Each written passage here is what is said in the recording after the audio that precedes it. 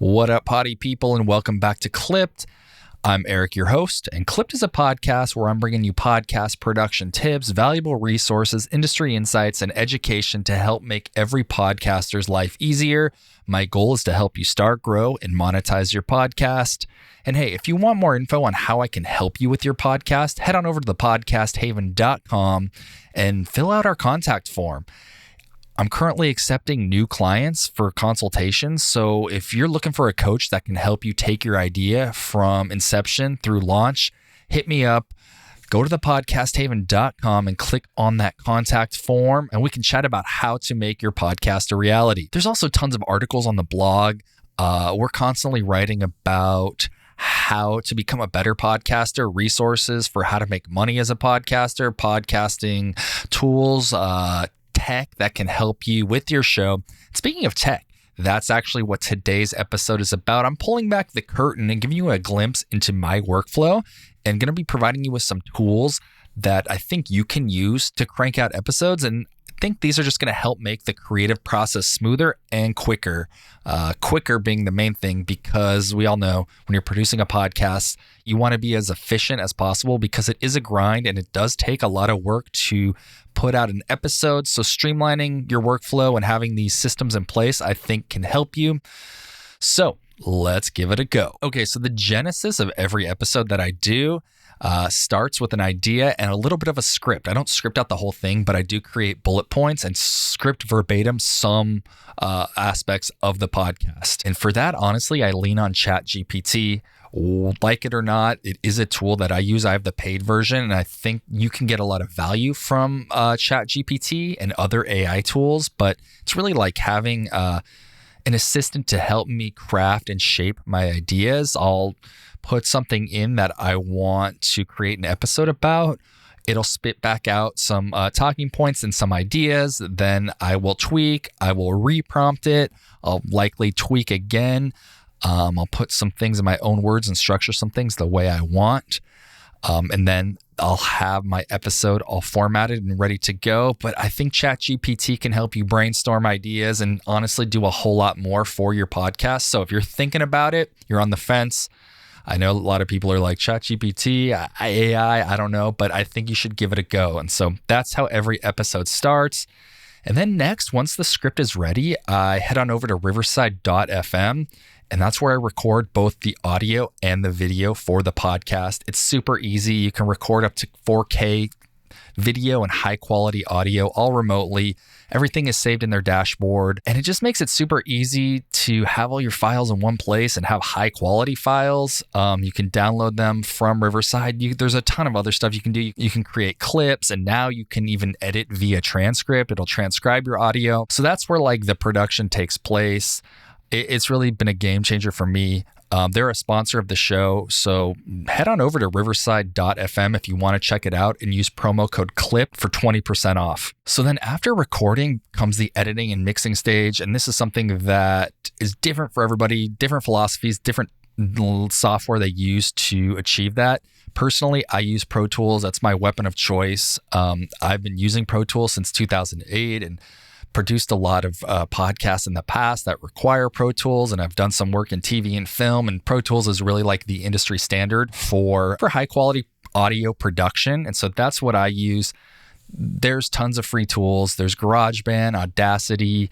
A lot of people are using Adobe, Descript. Really, whatever helps you get the job done. I recommend Pro Tools. I'm going to put a link to it. After Riverside comes that post-production, the editing and mixing. And that's what I use. But obviously, whatever tools you use can get the job done. All right, moving on. Once the episode is edited and polished, for hosting, I use Libsyn. That's how I get my podcast onto Apple, Spotify, Stitcher, iHeart, all the main listening platforms. Really, from hosting to publishing and providing valuable insights and analytics, Libsyn has it all. I've been using Libsyn, for client shows for years now. I like it. It's a basic interface, easy to use. And they've been putting a lot of work and time and money into revamping it and adding some additional tools. But you're going to need a host. And if you are looking for a place to host your podcast for an affordable price, I recommend Libsyn. That's Libsyn.com.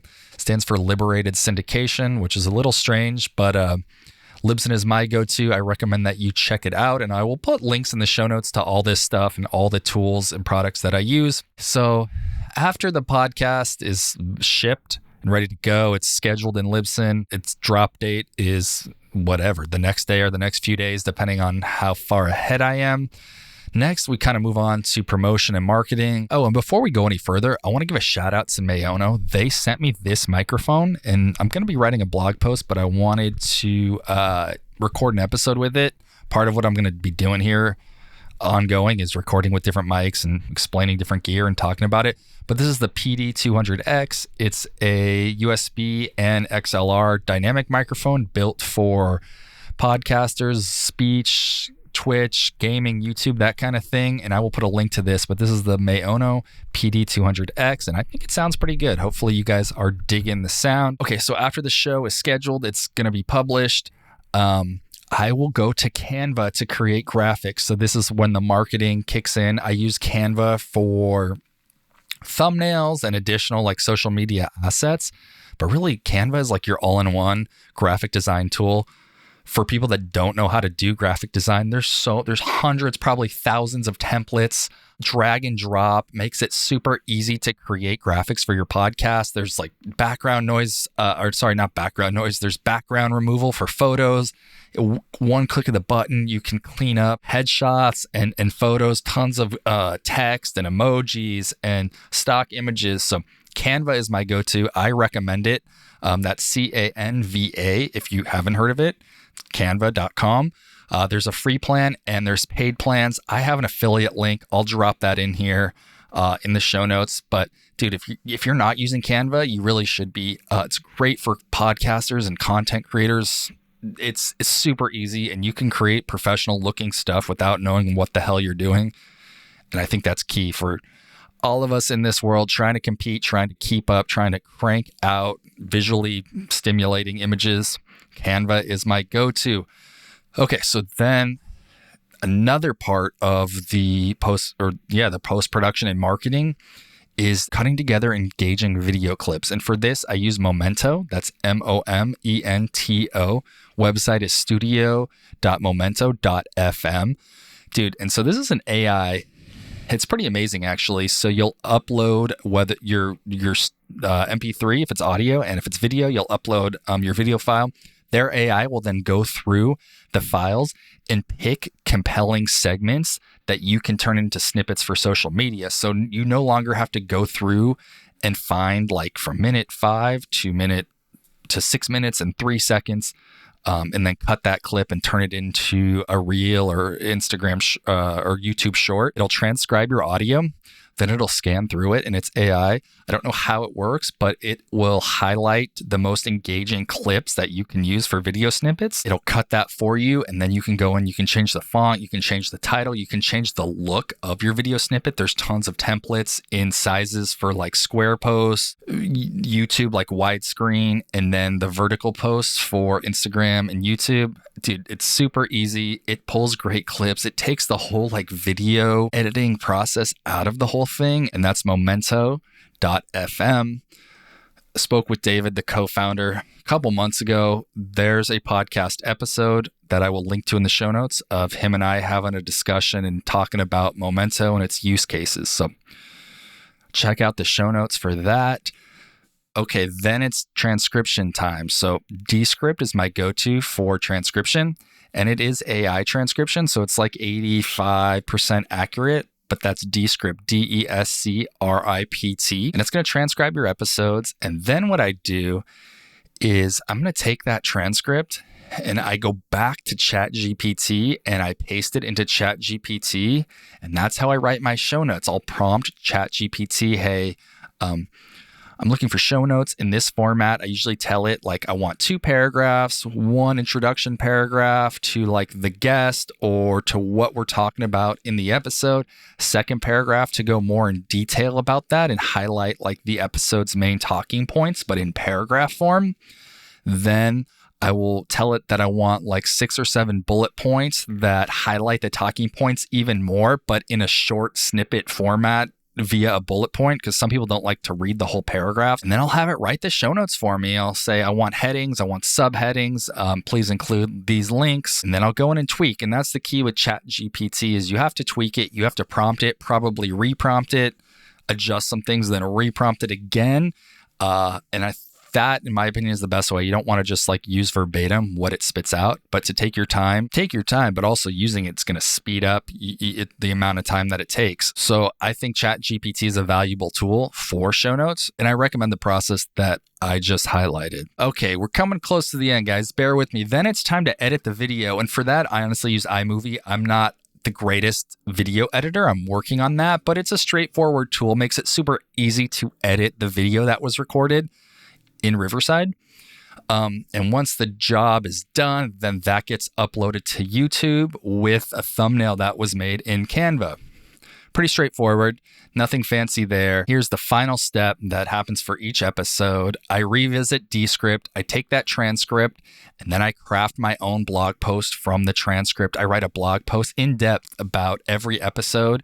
And this just provides another way for listeners to engage with the content, but it also helps boost our online footprint and our SEO. And honestly, from the blog, the website has gotten about like 3 to 4 times more traffic than it did from 6 months ago. And I attribute that all to the blog, and it is from the blog. I can see the data and the analytics.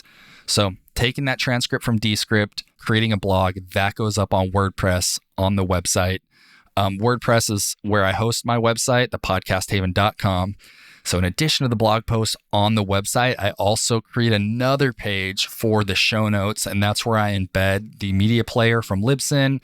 And so there's the show notes on there, copy pasted from ChatGPT with the embeddable audio player. And then on another page is the blog post, which is taken from the Descript transcript. So man, there you have it. That's the show notes.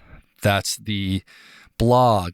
That's the full video that goes on YouTube. Then the video snippets that are made in Momento. And yeah, I just wanted to give you an outline of these tools and how I use these tools with the hopes that you can gain something from this and possibly use some of these tools.